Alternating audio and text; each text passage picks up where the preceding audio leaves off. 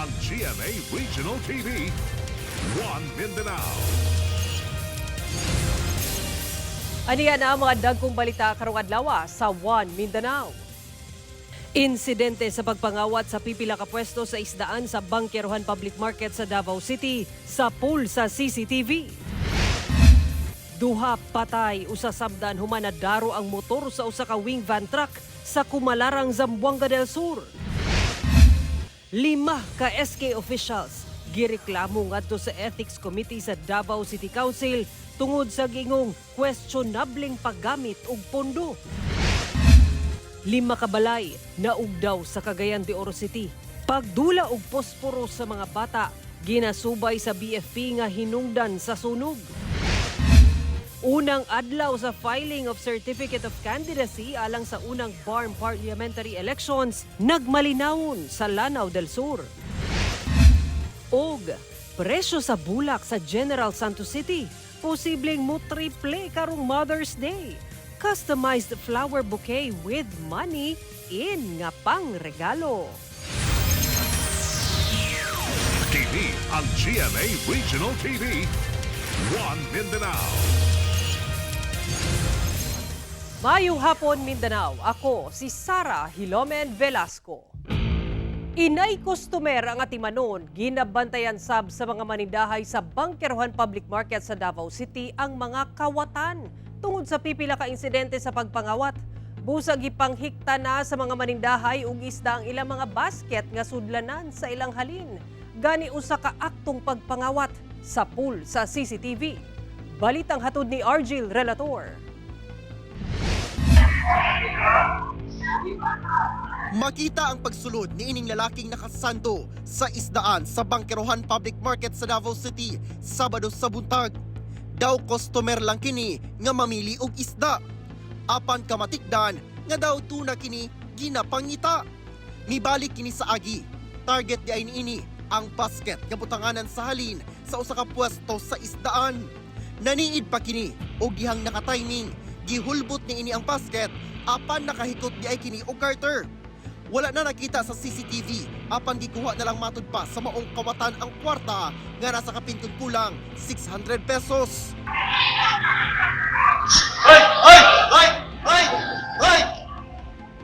Sa pagmanubay sa GMA Regional TV 1 Mindanao sa maong palengke, midiskarte na ang mga manindahay nga hikta ng ilang mga basket gamit ang garter. Sanglit, dili kini ang unang insidente nga gibiktima sila og kawatan. Gani ang uban, kadena gayud ang gihikot sa ilang basket aron siguradong dili matangag sa kawatan. Sumala sa mga manindahay, ang maong kawatan mao say suspect sa pagpangawat niadtong bulan sa Abril nga nakuhaan sab og CCTV. Yano ra ni ining gikapot ang bag sa usa ka pwesto nga mingaw dayon sibat. Hasol kaayo, mga daghan kay iming bantayan niya. Syempre atol jud niya nga ating busy jud ang kuan niya kanang makuan po malipat jud ang tindira og tindiro bisan pagtagduha ka buok ang kanang nagbantay tungod sa kabisi. Ikatulo na matud pa kining higayon na miktima ang maong suspect. Inay customer ang ilang atimanon. Ginabantayan sa matud pa nila ang mga kawatan. Kung tagduha jud ang tindira kinahanglan na diri sa luyo ang isa napud sa atubangan magbantay anak jud si sir. Bisan unsa lang garter gibutangan na nila garter ang uban nagigot nag kadina kay saro pag yun og mabitbit kay kadina na nila kapasig sa sunod magbitbit na pug gunting ang kawatan. Ang Davao City Police Office ginasubay na ang maong mga insidente. Ang ato ang City Director Sir Police Colonel Peter Bauzon Madria na siya mga instructions sa ato ang mga station commander sir no 19 Police Station and also sa ato ang City Special Operations Group mo na siya ang focus isa sa mga focus nato karon sir ang mga taong involved sa pagpangawat sa diri sa ato ang area of responsibility. Kauban si Jojo Sudarte sa kamera. Ako si Argil Relator. One Mindanao. Atong sayro ng dugang pang mga balita sa Mindanao. Makauban nato si James Paulo Yap live sa Cagayan de Oro City. James? Salamat Sara. Duha patay ug usa samdan human nadaro sa usa ka wing van truck ang usa ka motorsiklo sa Kumalarang, Zamboanga del Sur. Samtang usa samdan human nagbangga ang usa ka tricycle ug duha ka motorsiklo sa General Santos City. Nakaalerto si Efren Mamak. Maayong pagkadasok niining motorsiklo sa ilalom sa unahang bahin niining wing van truck human kini nadaro sa maong truck sa kadalanan sa Purok Crossing Barangay Poblasyon sa Kumalarang, Zamboanga del Sur, banda 5:40 sa buntag adlawng Martes. Sa pagrescue sa PDRRMO o BFP, wala na'y kinabuhi ang 22 anyos nga lalaking rider ni ini ug ang 20 anyos nga babaeng angkas gumikan sa grabing samad sa lawas. Gilayon sab gidala sa ospital ang lain pang 17 anyos nga lalaking angkas nga nakaangkon og samad. Padayon kining ginatambalan sa ospital. Matud sa Zamboanga del Sur Police Provincial Office, nagsunod ang maong truck nga dunay kargang glass product sa maong motorsiklo. Apan pag-abot sa pabahadang bahin sa dalan, misulay og overtake ang truck sa motorsiklo. Apan kalit sab nag-left turn ang motorsiklo nga nahimong hinungdan sa pagkapasok sa mong motor ug nadaro padaplin. Gikustodiya na sa PNP ang 29 anyos nga lalaking driver sa mong truck nga taga Cagayan de Oro City. Ginakuwaan pa kini og pahayag. Ginakuwaan sab og pahayag ang kabanay sa mga namatay nga biktima, lakip na ang pasahero nga nasamdan. Samtang natikalbo nga tricycle ug nangatumba nga duha ka motorsiklo. Mao kana ang sitwasyon sa maong mga sakyanan nga nagbangga sa kalsada sa Barangay Apopong, General Santos City Miyerkules sa buntag. Atol sa disgrasya, nakaangkon og minor injury sa lawas ang lalaking rider sa mong scooter nga motorsiklo nga gilayong gihatagan og first aid. Samtang luwas ang 30 anyos nga rider sa laing motorsiklo, lakip na ang 60 anyos nga tricycle driver ug ang babaeng anak ni ini nga pasahero. Sa inisyal nga investigasyon, gilatas sa tricycle ang maong kalsada apan diyang miliko kini kalit na lang kini nabanggaan sa duha ka motorsiklo nga nagsunod. Blanco pa ang driver sa mong tricycle kung kinsang motor ang unang mibangga kaniya. Ako pa, kuan man ko, paana man ko. Hindi naman ko hinumdum ko, nakakuha ko. Kinsa yun yung nakabangga kay kanto ba o kini. Marag kini ang nagsunod eh. Marag kini wala, katulad ka ni counterflow mga tugod. Wala na miluwat og pahayag ang duha ka rider sanglit isalig na lang daw nila kini sa investigasyon sa PNP. Andam sab sila nga makig-areglo. Pagminunta na itong mga motorista, i-put in mind yun na to always na defensive driving is a must siya. Kauban si Gary Balantayog, Bong Vicencio, Efren Mamak. 1 Mindanao. 5 kasangguniang kabataan chairperson sa Davao City ang ginaimbestigahan sa Committee on Ethics sa Davao City Council human gireklamo tungod sa aligasyong sayop nga paggamit og pondo sa SK. Usa ka SK chairperson mi-resign na matud pa. Ang detalye sa report ni Argil Relator. Human masayran nga mamahimong mudawat ang Committee on Ethics sa Davao City Council og mga reklamo batok sa sangguniang kabataan officials. Doon na pipila ka mga reklamo ang nadawat sa komite. Ang reklamo nga gipasangat labot sa alikasyong questionabling paggamit sa pondo sa SK. 5 na ka SK chairpersons ang gireklamo. Sagad ni ini ana sa ikatulong distrito. Murag na anay 5. Initially wala. Pero pag saulti na mo nga we actually have jurisdiction over SK officials, nagsugod na. So nanay 5 and I think there will be more coming. More of these cases actually involves money matters. Misuse. Misuse of funds. Naana matud pa'y usa ka SK chairperson nga nag-resign human na bigit sa issue sa giingong sayop nga paggamit og pondo. Magparayon matud pa ang investigasyon sa komite luyo sa pag-resign sa maong SK official. Ang Commission on Audit matud pa mao'y mutino kung sakto o sayop ba ang paggamit sa pondo sa SK. But with respect to administrative aspect, behavior of the sangguniang chairman, we can actually impose disqualification from holding any other public office in the future. Ubos sa balaod, 10% sa annual general fund sa matag barangay ang itagana ngadto sa SK Fund. Apan kinahanglan nga dunay annual barangay youth investment plan. Ginapangayuan pa og pahayag ang DILG 11 labot sa mamahimong aksyon sa ahensya sa maong issue. Ingon man ang komento sa SK Federation sa Davao City. Kauban si Jojo Solarte sa kamera. Ako si Argil Relator. 1 Mindanao. 5 kabalay sa Barangay Balulang sa Cagayan de Oro City ang naugdaw sa sunog kaganinang buntag. Usa sa mga gituohang rason sa sunog ang giingong pagdula na sab og posporo sa mga bata. Ani ang report ni Cyril Chavez. Kalit misilaob ang mga panimalay sa sitio Karinugan, Barangay Balulang, Cagayan de Oro City. Pasado alas 8 sa buntag karong adlaw. Pag-abot sa kabomberohan, dako na ang kalayo. Ang mga residenteng apektado, sanina ug pipila ka kaptangan lang ang nasalba.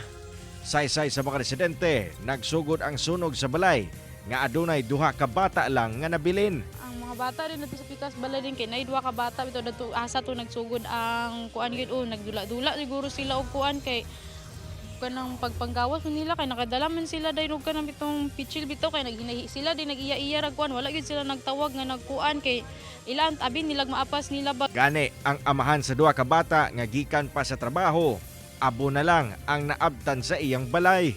Sana pa kay trauma na lagi mo akong kakalukan. Lagi na. Noon ka na. Trauma gid sila. Wala kay ga storya. Awli man noon, palman bro. Akong istoryahon, milak man. Blanco pa ang mga residente kung asa sila mo padulong human ang insidente. Base sa Carmen Fire Station, first alarm ang sunog og miabot sa 5 ka balay ang naugdaw. Upat ni ini ang totally damaged, samtang 2 ang partially damaged. Mukapat sab sa 125,000 pesos ang structural damage kung asa unom ka magbanay ang apektado. Kani kaluyan wala gyud injuries o casualties sa either parties apel sa atong responding units. O nasa mga 5 ka fire trucks ang atong nagrespondihan. Padayon ang investigasyon karon sa kabomberohan sa tinubdan sa sunog. Apan usa sa ilang subayon ang giingong pagdula sa mga bata og posporo. Kusog gid kay ang hangin gyapon dire kay medyo open area man gud. Dayon composed of light materials gid ang mga paningmalay. Walang dali gid kay sila mo ulbo. Kauban si Jaybert Pairat, Cyril Chavez, 1 Mindanao. Misulod na sa Philippine Area of Responsibility ang ginamonitor nga low pressure area. Samtang nahim-unang bagyo ang usa pa ka LPA sa gawas sa PAR.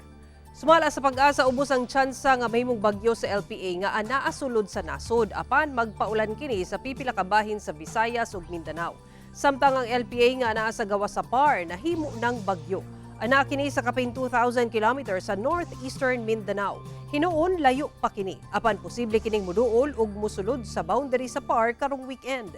Base sa datos sa Metro Weather, taas ang tsansang muulan sa Zamboanga Peninsula, Northern Mindanao, Sorsogon, laki pipila ka bahin sa Caraga ug Davao Region. Busa mag-igmat kanunay ug mahimong alerto sa posibleng pagbaha o landslide. TV ang GMA Regional TV. 1 Mindanao. Usa sa mga nag-unang panginabuhian sa mga Obo Manuvo sa Davao City mao ang paggama og silhig lanot. Busa ang Department of Tourism Region 11, gilaraw nga ilakip kini sa community-based tourism sa Davao City. Atong sayron sa report ni John D. Esteban. Kung wala ka kaila, magtuo ka nga usa lamang kini ka ordinaryong sagbot. Apan alang sa tribong Obo Manuvo sa Barangay Tambobong, Baguio District sa Davao City, kini ang ilahang daw bulawan. Kini ang tahiti o tiger grass. Ang ginagamit alang sa nagunang panginabuhian sa komunidad sa paghimo og dekalidad nga silhig lanot. Sa mga bakilid sa Tambobong nila kini ginatanom. Human maani makita ang mga residente nga nagapauga niini dapin sa karsada. Mas nindot yung turok pag bakilid, tambok. Pero pag sa patag na din mo siya ikuan, gagmay ang stick. Aron makuha ang liso, kinahanglan kining ibunal ay sugdan ang paghabi aron mahimong silhig. Usa sa mga eksperto sa tribo sa pagkama niini mao si Mary Jean, 46 ka tuig na sa maong panginabuhian. Kabahin naman pugo daw kini sa ilahang kultura sa tribo. Dako gikaning natabang sa morning silig ma'am kay ang akong estudyante karon gikan 7 ka buok akong anak. Gikan sa pagsugod pagpa-eskwela sa ilahan, anak ko'y college karon mo, third year college. Kanilang ginamong negosyo ma'am sa kong bana. Panginabuhi na mo ni. Tungod sa potensyal niini ginasugdan na karon sa Department of Tourism ang paglakip sa mga panginabuhian ubos sa ilahang i-develop nga community-based tourism sa tribong Obo Manuvo sa nasangpit nga barangay. Dini pakita sa mga turista ang proseso sa paghimo niini. Aron sab mas mapalambo o ma-promote pa ang ilang produkto sa pagigalayon sa Department of Social Welfare and Development o DSWD. Isa siya sa pwedeng activity kasi experiential ngayon ang tourism, malakas siya sa ganun. pwede siyang activity, di ba interesting siya na you make the walis, no? And then they can also buy it or pay for the walis that they actually made. Parang souvenir na rin yun sa kanila. So these things. And then of course, syempre mabibigyan natin ng spotlight kung talagang tourism site na siya. And people will learn, dito pala yung mga walis. So matutulungan din sila to promote the product. Kaya ito ang tribes man gino na gusto nato dili lang sila every kadayawan gina-celebrate. Gusto nato i-celebrate ko sila any time of the year. So mo na ginabuhat nato ang efforts gid nato no. Daghang kita ginabuhat na ingani na mga butam kay gusto nato na maski man dili kadayawan pwede gyud ta mo bisita sa ilang sariling community. Kauban si Bebot Cajes sa kamera, Jagdi Esteban. 1 Mindanao. Cagayan de Oro City Veterinary Office gihingusgan ang pagpambakuna sa mga binuwing iro ug iring isip pangontra sa rabies karong usok kini karong ting-init ang panahon busa pag-ubos sa kaso sa rabies natala. Matag summer season usa ang sakit nga rabies sa mga mananap ang hugot nga ginabantayan tungod nagdala kini og dakong risgo sa tawo ug sa mga pet owner. Ang Cagayan de Oro City Veterinary Office naglusad og high-density vaccination drive sa mga binuhing hayop sama sa iro ug iring. Gipakatag sa matag barangay sa syudad ang vaccination team aron masiguro nga mahatagan og anti-rabies vaccine ang mga binuhing hayop. Sukad Enero hangtod Abril karong tuiga, ana-ana sa 28,725 ka mga iro ug iring ang ilang nabakunahan gikan sa mga nagkadaiyang barangay sa syudad. Tungod sab sa massive vaccination, niubos ang kaso sa rabies sa syudad gikan sa 7 ka mga kaso niadtong January to April 2025, karon anaan na lang sa 5 ang mga kumpirmadong kaso sa susamang period. Giangko ni Vice President Sara Duterte nga wala na sila naglaom nga buhian sa International Criminal Court ang iyang amahan nga si kanhi Pangulong Rodrigo Duterte. Sa usa ka pahayag sa Vice Presidente sa The Hague, Netherlands, giangko niya nga gidawat na nila ang desisyon kalabot sa pagkumpirma sa ICC sa kaso sa iyang amahan ug ipasang-at kini alang sa pagtaral. Apan padayon nang hinaot ang bise nga mapauli sa Pilipinas ang amahan ug adlaw-adlaw lakip kini sa ilang mga pag-ampo. Hinuon na naamatod pa sa maayong panglawas ang kanhing Pangulo ug gisugyot sa Vice Presidente ngadto sa amahan nga mag-physiotherapy puli sa kinahanglang ehersisyo matag adlaw.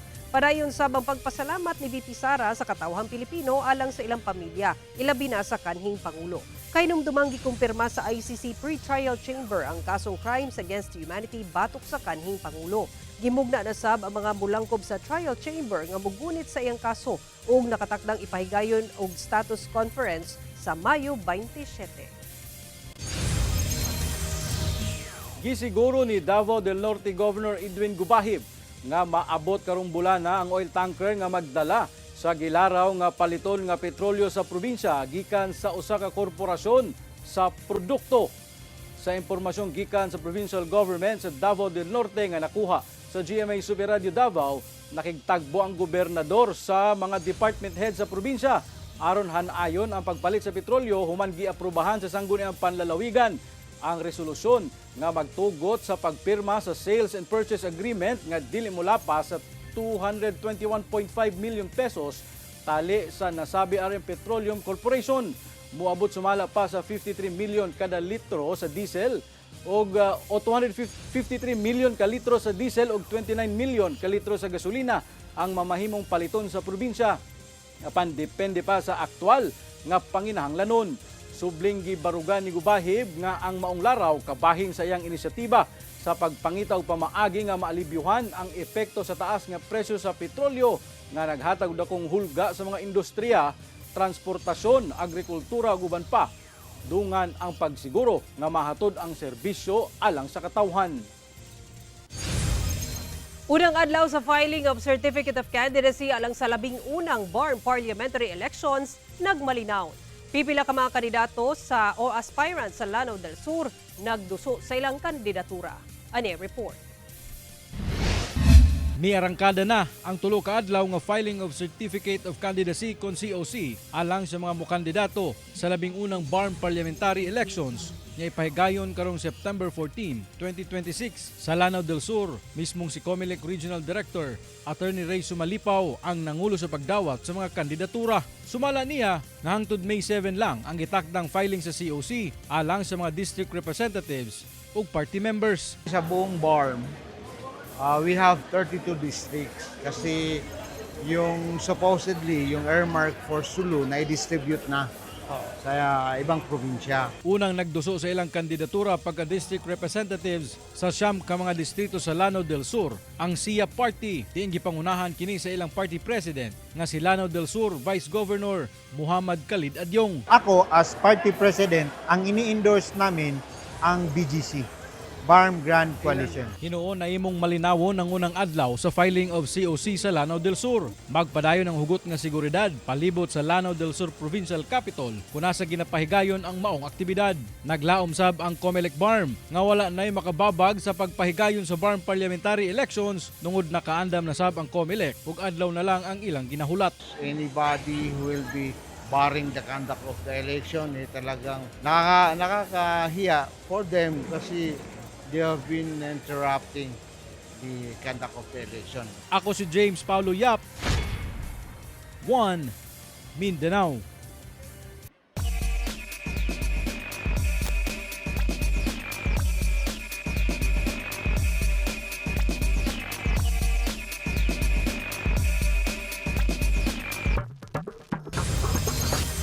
Mobot sa 30 ka mga endangered nga bulak nga Rafflesia mira ang nadiskubrihan sa Department of Environment and Natural Resources Region 11 sa Tarragona, Davao Oriental. Nakita kini sulod sa usa ka ektaryang luna sa pinakataas nga bukid ug lasang sa Tarragona. Nadiskubrihan kini sa Team Lawin Forest ug Biodiversity Protection System. Ingon man Mati City Senro. Napulo sa maong hiyap ang naabtang mibukhad na ug ang uban nagsugod pa lang sa pagtubo. Padayon ang monitoring ug pagprotekta sa Rafflesia mira, ingon man proteksyon sa kalasangan sa Davao Region ug pagpalambo sa biodiversity. Gawa sa Tarragona, dunasay nakita nga Rafflesia mira sa biodiversity sa Mount Apo. TV ang GMA Regional TV. One Mindanao. Posibleng halos mo triple ang presyo sa mga baligyang bouquet flowers karong Mother's Day sa General Santos City. Samtang customized bouquet flower nga dunay cash, pwede sab iregalo sa mga inahan. Ang detalye sa report ni Efren Mamak. Excited nga namili og bulak kining si Billy Laot sa usa ka flower shop sa Barangay San Isidro, General Santos City. Ihatag manggod niya kini sa iyang special someone nga nag-birthday. Apan nakurat siya sa kasamtangang presyo sa bouquet flower. Kung nakurat ka sa presyo. Oo, last time, 200 naman eh. Oo, karon? Oo, karon 400 na. Apan bisan misaka ang presyo, wala kini nakapugong kang bili nga mopalit kay matud niya. Hindi question ang mahal sa bulak. Kung ang imong tagaan, imong mahal. Di ba? Di ba? Sumala sa mga mamaligyaay. Gipaabot yun nga doon na pagtaas sa presyo sa bulak, ilabi na karong Mother's Day, gumikan sa taas nga demand. Gani ang gamay nga bouquet nga rose nga tag 350 pesos sa karon, posible kunong mutaas sa 1,000 pesos. Susama sabang presyo sa ubang klase sa bulak sama sa chrysanthemum. Saysay sa mga mamaligyaay nga gawas sa pagtaas sa presyo sa lana, doon na sab kuno epekto ang init sa panahon sa supply sa bulak. Ang supplier po naman nagakuan siya sir kay gamay lang iyang supply sa mo kay sa El Nino daw. Nya nagtaas jud pud ang presyo. Samtang agaw atensyon sab kining bouquet nga gi-customize sa usa ka florist. Mga kapuso, kung buot sab nimo hatagan og cash gift ang imong mama o gusto ka nga sa special nga pamaagi, pwede ka magpahimo og money bouquet. Sama ani nga sa kantidad nga 1,000 pesos o 50 pesos niya og dunay sunflowers sa bunga. Pwede sila mag-ano sir kanang magpa-customize sir sa mo ana kanang gikan jud sa ilaha ba kung unsay kunyari hilig sa ilang mama. Kauban si Gary Balantayog, Bong Vicencio, Efren Mamak. One Mindanao. Nagkainit na ang mga eksena sa Encantadia Chronicles Sangre sa tulo na lang kagabi. Sa nahibiling tulo kagabi sa Encantadia Chronicles Sangre, matuman nakaha ni Terra ang iyang kapalaran. At tangi sa Encantadia Chronicles Sangre, 8:05 p.m. pagkahuman sa 24 oras sa GMA Prime. Samtang unyang gabi sa Never Say Die, kinsa ang unang makakita kang Joey ug Jinho. Kanang angay atangan sa Never Say Die, unyang 8:55 p.m. pagkahuman sa Encantadia Chronicles Sangre. Mamahimo ninyo makita kini nga episode pag-usab ug uban pang lokal nga balita pinaagi sa pagbisita sa official website sa GMA Regional TV o bisitaha ang among official YouTube channel ug i-click ang subscribe button para sa pinakaulhing balita sa mga rehiyon. Ug mao kato mahuling balita sa Mindanao karong adlaw. Daghang salamat sa atong mga kapuso sa Mindanao nga galantaw kanamo ug sa atong mga kapuso abroad. Kami ang GMA Regional TV 1 Mindanao. Walay gidapigan, walay giprotektahan, kaniadto ug karon, serbisyong tinuod lang.